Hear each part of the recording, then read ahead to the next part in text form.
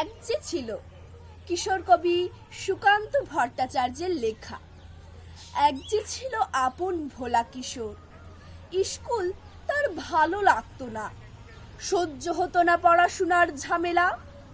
আমাদের চলতি লেখাপড়া সে শিখলো না কোনো কালে, অথচ সে ছাড়িয়ে গেল সারা দেশের সবটুকু পাণ্ডিত্যকে। কেমন করে সে প্রশ্ন আমাকে করো না। বড় মানুষের মধ্যে গরিবের মতো মানুষ, তাই বড় হয়ে সে বড় মানুষ না হয়ে মানুষ হিসেবে হলো অনেক বড়।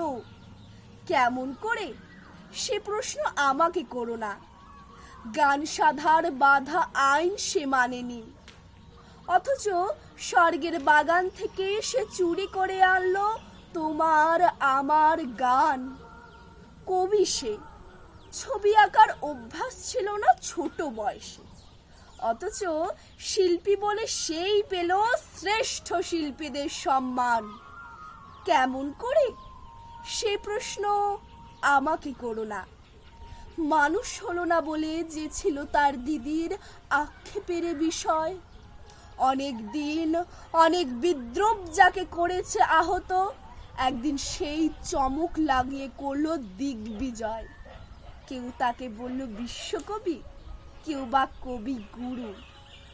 উত্তর দক্ষিণ পূর্ব পশ্চিম চারিদিক করলো প্রণাম, তাই পৃথিবী আজ অবাক হয়ে তাকিয়ে বলছে কেমন করে।